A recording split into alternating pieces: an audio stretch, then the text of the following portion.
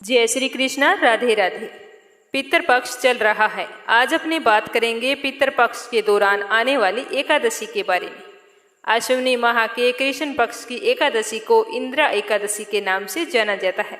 हिंदू धर्म में एकादशी के व्रत को सब व्रतों से सर्वश्रेष्ठ बताया गया है और ये इंदिरा एकादशी श्राद्ध पक्ष के दिनों में आती है, इसीलिए इसका महत्व और भी अधिक बढ़ गया है। हमारे हिंदू धर्म में बताया गया है कि इस दिन व्रत रखने से पितरों की आत्मा को मोक्ष की प्राप्ति होती है। अगर हम इस दिन व्रत रखते हैं तो हमारे पितर तृप्त होकर हमें आशीर्वाद प्रदान करते हैं। जिस व्यक्ति को पितरों का आशीर्वाद प्राप्त होता है वह हमेशा अपने जीवन में सुखी और संपन्न रहता है। इसीलिए इस दिन व्रत रखकर एकादशी की व्रत कथा सुने और साथ में श्रीमद् भागवत गीता का संपूर्ण पाठ अवश्य सुनना चाहिए। ऐसा करने से हमारे पितरों को मोक्ष प्राप्त होती है। इसके साथ साथ व्रत करने वाले को स्वर्ग की प्राप्ति होती है और व्यक्ति जन्म मरण के बंधन से मुक्त हो जाता है।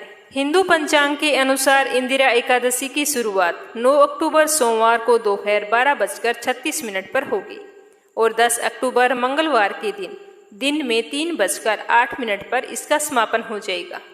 उदय तिथि के अनुसार इंदिरा एकादशी का व्रत 10 अक्टूबर 2023 मंगलवार को रखा जाएगा और एकादशी के व्रत का पारण अगले दिन 11 अक्टूबर को सुबह 6:19 से लेकर सुबह 8:39 तक रहेगा। अन्य एकादशियों की तरह इस व्रत का धार्मिक क्रम भी दशमी के दिन से शुरू हो जाता है।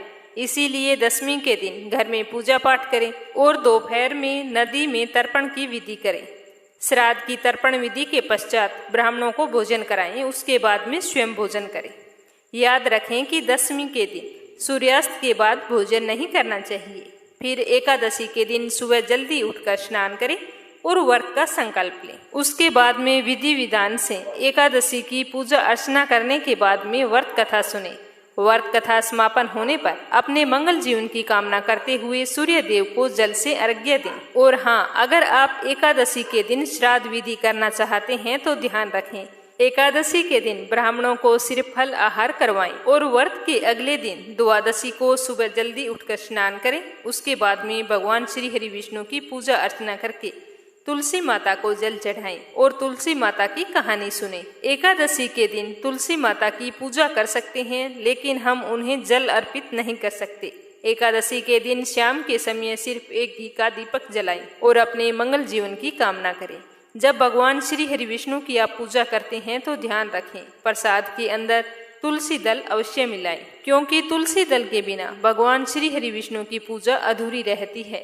तुलसी माता की कथा सुनने के बाद में ब्राह्मणों को भोजन करवाएं। इस दिन गाय, कौवे, कुत्ते और चींटियों को भी भोजन देना चाहिए। फिर ब्राह्मण को यथासंभव दान दक्षिणा देकर प्रसन्नचित मन से विदा करें और अपने व्रत का पारण करें। सभी एकादशी के व्रत की विधि लगभग एक जैसी होती है। हिंदू धर्म में एकादशी व्रत का संबंध भगवान विष्णु से है। ऐसा माना जाता है कि इंदिरा एकादशी का व्रत रखने वाले व्यक्ति मृत्यु के बाद में वैकुंठ धाम में जाते हैं। इसके साथ ही उनके पितरों को मुक्ति मिलती है। पुराणों के अनुसार एकमात्र इंदिरा एकादशी का व्रत रखने से व्यक्तियों को सदियों की तपस्या और कन्यादान और अन्य पुण्य फलों के बराबर फल मिलता है। इसीलिए इस व्रत को बहुत ही खास माना गया है। इस व्रत के बारे में यह भी कहा जाता है कि इस व्रत को रखने वाले व्यक्ति के पितर नरक लोक से मुक्त होकर स्वर्ग लोक को जाते हैं। तो आइए अब अपने सुनते हैं इंदिरा एकादशी व्रत कथा।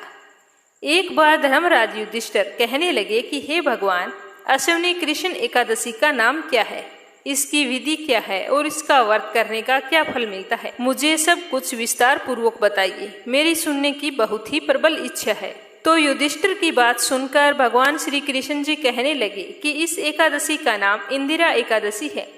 यह एकादशी सब पापों को नष्ट करने वाली तथा पितरों को अधोगति से मुक्त करने वाली होती है। हे राजन, ध्यान पूर्वक इसकी कथा सुनो। इसके सुनने मात्र से ही वाजपेय यज्ञ का फल मिलता है। प्राचीन काल में सतयुग के समय में महिष्मती नाम की एक नगरी में इंद्रसेन नाम का एक प्रतापी राजा धर्मपूर्वक अपनी प्रजा का पालन करते हुए शासन करता था। वह राजा पुत्र, पौत्र और धन सभी से संपन्न और सुखी था। वह राजा विष्णु भगवान का परम भगत था।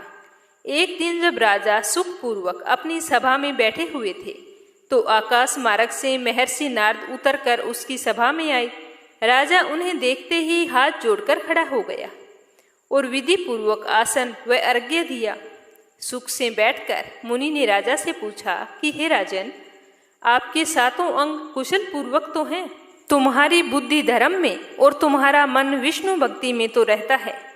देवर्षि नारद की ऐसी बातें सुनकर राजा ने कहा कि हे महर्षि, आपकी कृपा से मेरे राज्य में सब कुछ कुशल है। मेरे यहाँ यज्ञ कर्म आदि स्वीकृत हो रहे हैं। आप कृपा करके अपने आने का कारण बताइए। तब ऋषि कहने लगे कि हे राजन, आप आश्चर्य देने वाले मेरे इन वचनों को सुनो। मैं एक समय ब्रह्मलोक से यमलोक को गया था। वहाँ श्रद्धापूर्वक यमराज से पूजित होकर मैंने धर्मशील और सत्यवान धर्मराज की प्रशंसा की। उसी यमराज की सभा में महान ज्ञानी और धर्मात्मा तुम्हारे पिता को एकादशी का व्रत भंग होने के कारण मैंने वहाँ पर देखा था। उन्होंने मुझे एक संदेश दिया है, वो मैं तुम्हें कहने के लिए आया हूँ। उन्होंने कहा था कि पूर्व जन्म में कोई विघ्न हो जाने के कारण मैं यमराज के निकट रह रहा हूँ और अनेक कष्टों को भोग रहा हूँ। तो मैंने उनसे पूछा कि आपको यहाँ से मुक्ति किस प्रकार मिल सकती है, क्या मैं आपकी कोई सहायता कर सकता हूँ? तो उन्होंने कहा कि अश्विनी माह में आने वाली कृष्ण पक्ष की इंदिरा एकादशी का व्रत मेरा पुत्र करता है और उसका फल मेरे निमित्त कर दे तो मुझे स्वर्ग की प्राप्ति हो सकती है। इतना सुनकर राजा कहने लगे कि हे महर्षि, आप इस व्रत की विधि मुझे बताइए, मैं इस व्रत को करना चाहता हूँ। तो नारद जी कहने लगे कि अश्विनी माह के कृष्ण पक्ष की 10वीं के दिन प्रातःकाल श्रद्धापूर्वक स्नान आदि से निवृत्त होकर पुनः दोपहर को नदी आदि में जाकर स्नान करो।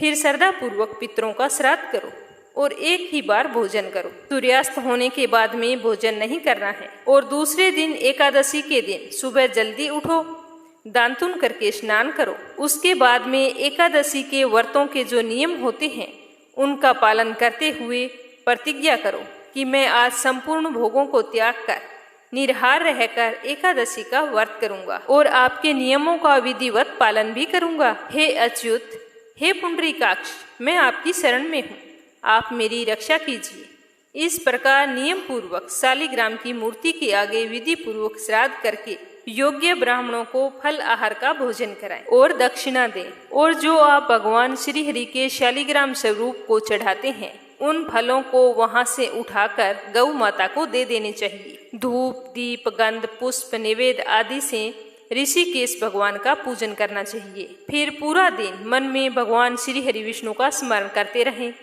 और रात को भी श्री हरि के कीर्तन करते हुए अपना समय व्यतीत करें। इसके पश्चात द्वादशी के दिन प्रातःकाल होने पर भगवान जी का पूजन करके तुलसी में जल अर्पित करें। उसके बाद भाई, बंधु, पत्नी और पुत्र सहित आप भी मौन होकर भोजन करें। इस प्रकार नारद जी कहने लगे कि हे राजन, इस विधि से अगर तुम आलस्य रहित होकर इस एकादशी का व्रत करोगे तो तुम्हारे पिताजी अवश्य ही स्वर्ग लोक को जाएंगे। इतना कहकर नारद जी तो वहां से चले गए। नारद जी के कहे अनुसार राजा ने एकादशी के सब नियमों का पालन करते हुए अपने बंधु बांधवों और दास दासियों सहित एकादशी का व्रत किया। तो यह देखकर भगवान श्री हरि विष्णु बहुत ही प्रसन्न हुए। आकाश से फूलों की वर्षा होने लगी। उसी समय उस राजा के पिता विष्णु लोक को चले गए। और फिर राजा इंद्रसेन हर साल कृष्ण पक्ष में आने वाली इंदिरा एकादशी का व्रत विधि पूर्वक करने लगे। तो इस एकादशी व्रत के प्रभाव से निष्कंटक राज्य करके अंत में अपने पुत्र को सिंहासन पर बैठाकर स्वर्ग लोक को गए। हे युधिष्ठिर, यह इंदिरा एकादशी व्रत का महात्म्य मैंने तुमसे कहा है। इसके पढ़ने और सुनने मात्र से ही मनुष्य सब पापों से छूट जाता है और सब प्रकार के भोगों को भोग कर वैकुंठ को प्राप्त होता है। बोलो श्री हरि विष्णु की जय हो।